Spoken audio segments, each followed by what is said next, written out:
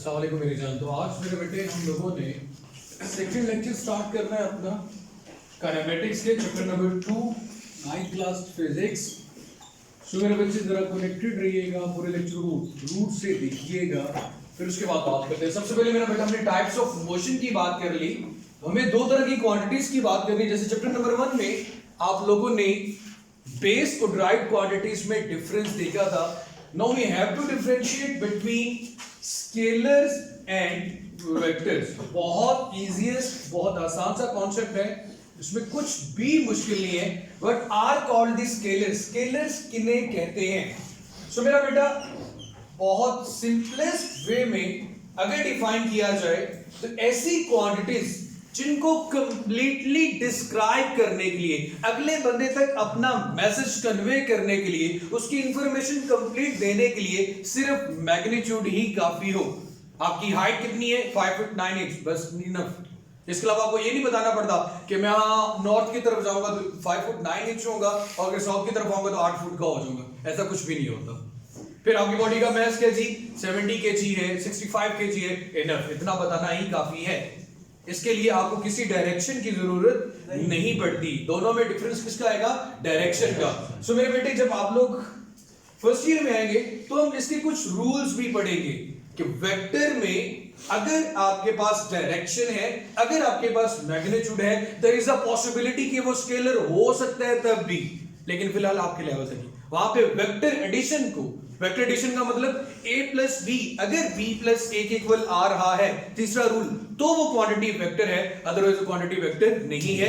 आप जब chapter number 5 angular motion first year में आएंगे तो वहां एंगुलर डिस्प्लेसमेंट पढ़ेंगे सर्कुलर पाथ में। एंगल अगर लेस देन 10 डिग्री होता है तो वो क्वांटिटीज वेक्टर है, उसके अलावा वो क्या हो जाती है? स्केलर। तो ये बात की है। फिलहाल आपने जो चीज याद रखनी है, द क्वांटिटीज, मेरी जान जरा ध्यान बोर्ड पे रखिएगा, the quantities which are completely described, जिनको मुकम्मल तौर पर बयान किया जाता है, which are completely described by the magnitude only. The quantities which are completely described by the magnitude only, they are called scalar. इन्हें हम scalars का नाम देते हैं। एग्जाम्पल में मेरा बेटा जैसे कि लेंथ है, बॉडी का मास है, टाइम है, they are all called the scalar quantities. इतना टाइम हुआ ये तो नहीं बताना पड़ेगा, छत पे जाके देखूंगा तो टाइम चेंज हो जाएगा। तो टाइम तो खैर चेंज होता ही रहता है, लेकिन सेम टाइम पे सेम इवेंट, सेम आपके पास कैलकुलेशन आ रही होती है। सो द क्वांटिटीज, अब यही लाइन दोबारा से लिखनी होगी, which are completely described by the magnitude plus, इसमें क्या आ गया मेरा बेटा? अब अगर मुझे अगर इस बोर्ड पे लिख रहा हूं तो स्पेसिफिक डायरेक्शन में फोर्स लगा रहा हूं। अब ये तो अगर मैं ऐसे करूं तो वो सब कुछ लिखता जाए, नो। अगर आपको किसी ऑब्जेक्ट को पुश करना है, you have to apply the force in a specific direction. अगर आपको किसी ऑब्जेक्ट को पुल करना है, you have to apply the force in a specific direction. इसी तरह when we are discussing about a straight line, एक बॉडी सीधी जा रही है, इट मींस हम किसकी बात कर रहे हैं? डायरेक्शन की। यार वहां से जी गिलानी मार्ट से यहां तक आना, तो क्या स्पेसिफाई कर रहे हो? डायरेक्शन। लाहौर से इस्लामाबाद का डिस्टेंस यहां से लेकर यहां तक कितने किलोमीटर है, तो आप डायरेक्शन बता रहे हो। मेरे घर से यहां तक का डिस्टेंस, मतलब रेफरेंस पॉइंट का हवाला देके किसी दूसरी चीज की जगह भी बता देना, वो भी आपके पास डायरेक्शन ही होती है। यार मुझे बता दो जाना किस तरफ है, तो क्या पूछ रहे हो? डायरेक्शन। लेकिन याद रखना, जो भी इर्रेगुलर पाथ है, इरेगुलर पाथ का मतलब अभी हम डिस्कस करते हैं वो क्या चीज होती है। सबसे पहले अभी ये बात समझ आई कि फोर्स आपके पास एक वेक्टर क्वांटिटी है, वेलोसिटी आपके पास एक वेक्टर क्वांटिटी है, उसके बाद मेरा बेटा आपके पास आ गया मोमेंटम, आपके पास एक वेक्टर क्वांटिटी है, टॉर्क आपके पास एक वेक्टर क्वांटिटी है। सो इतना काफी है मेरा बेटा। अब मेरी जान वो क्वेश्चन आ रहा है क्लियरली। अब डिस्टेंस और डिस्प्लेसमेंट में डिफरेंशिएट कर लेते हैं। क्या यार, मैं दोनों को मीटर में ही मेजर करता हूं तो फिर डिफरेंस क्यों है? यहां से वहां तक 4 मीटर का अगर डिस्टेंस है तो डिस्प्लेसमेंट क्या होगा? ठीक है मेरे भाई, अब जरा गौर करो मेरे बेटे, आपने अपने स्कूल से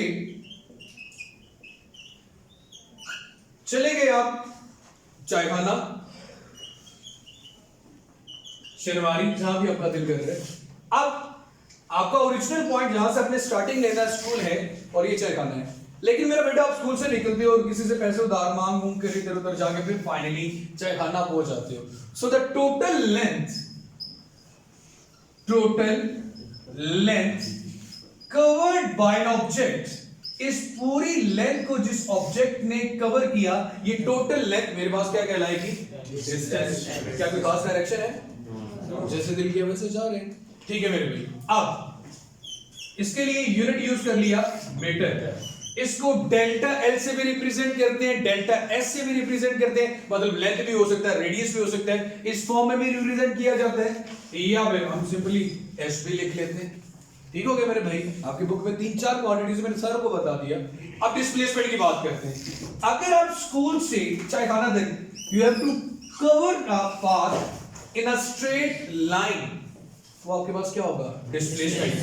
अब ये वाला रास्ता देखो, ये जल्दी कवर होगा, ये वाला कवर होगा। द शॉर्टेस्ट डिस्टेंस है, ये भी distance, but the shortest one, the shortest distance between 2 points is called displacement. The shortest distance between 2 points is called displacement. Shortest distance between 2 points called displacement.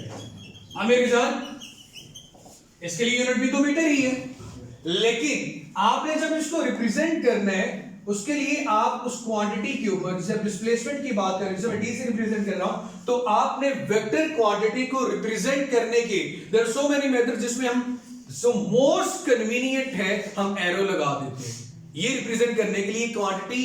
हाँ, magnitude तो इसका भी है, लेकिन कौन सी क्वांटिटी है? वेक्टर। इसके लिए क्या चाहिए होगा? मैग्नीट्यूड के साथ साथ डायरेक्शन। क्लियर होगी बच्ची ये बात? अब मेरे बेटे, अगर यहाँ पे इसको L से लिखा गया होता डेल्टा L, तो उसके ऊपर भी क्या आ जाता है? एरो। और अगर R से लिखा होता तो उसके ऊपर भी क्या आ जाता है? एरो। अगर सिंपल लिखा हो तो वो सिर्फ और सिर्फ आपके पास एक मैग्नीट्यूड को रिप्रेजेंट करता है, स्केलर क्वांटिटी को रिप्रेजेंट करता है। लेकिन अगर मैग्नीट्यूड के ऊपर डायरेक्शन आ रही हो, इट मींस कि वो कौन सी क्वांटिटी है? वेक्टर। तो ये याद रखना कि इसमें बहुत बड़ा डिफरेंस है, कभी भी इन दोनों को चीजों को सेम नहीं कह सकते, एक स्केलर और दूसरा क्या है? वेक्टर है। क्लियर होगी बच्चों ये बात? सो अगेन रिपीट कर देता हूं, जिस तरह हमने फिजिकल क्वांटिटीज को बेस और राइट में कैटेगराइज किया, इसी तरह स्केलर्स और वेक्टर्स में those quantities which are completely described by the magnitude only are called scalars. Length, mass, time, temperature, etc., they are called scalar quantities. And those quantities which are completely described by the magnitude as well as direction, and those quantities are called the vector quantities. Force, velocity, momentum, torque, angular momentum. There are so many examples for the vector quantities. Angular velocity, angular acceleration.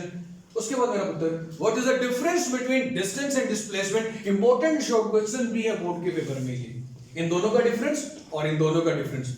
So when we have to differentiate, we just draw a line in between the 2 points, the distance and displacement. The total length covered by an object is called distance. सबसे पहले definition लिख ली, अब इसकी definition. The shortest distance between 2 points is called displacement. Represented by S delta L or delta R, represented by D delta L delta R. Its unit is meter, its unit is displacement. But एक चीज और याद रखना, displacement का magnitude हमेशा less होगा, उसकी value हमेशा कम होगी, किससे? डिस्टेंस से, because the shortest distance between 2 points is called displacement. Clear हो गया मेरे बेटे? अच्छा, अगर मैं आपसे बड़ी मजेदार बात पूछूं, क्या कभी ऐसा हो सकता है कि डिस्प्लेसमेंट और डिस्टेंस दोनों आपस में बराबर हो? माशाल्लाह हो सकता है। और भाई मैं A से B जा रहा हूँ स्ट्रेट लाइन में, इसी डिस्टेंस को तो क्या कहा गया है, डिस्प्लेसमेंट। तो जो डिस्टेंस है वही क्या है, डिस्प्लेसमेंट। दोनों की वैल्यू क्या होगी, सेम। क्लियर हुई कि हम शॉर्टेस्ट डिस्टेंस को ही तो क्या कहते हैं, डिस्प्लेसमेंट कहते हैं। इट मींस कि हर डिस्प्लेसमेंट डिस्टेंस होता है, हर डिस्प्लेसमेंट डिस्टेंस होता है, बट हर डिस्टेंस डिस्प्लेसमेंट नहीं होता। क्लियर होगी बच्चों ये बात, कोई कंफ्यूजन? सो मेरे जान, आप लोगों का भी क्वेश्चन हो तो आप लोग भी कमेंट सेक्शन में पूछ सकते हैं। चैनल नहीं सब्सक्राइब किया तो इसको जरूर सब्सक्राइब कर लें। अहमद नज़ीर, अल्लाह ताला आप सबका हमें नासिर हो। अल्लाह हाफ़िज़।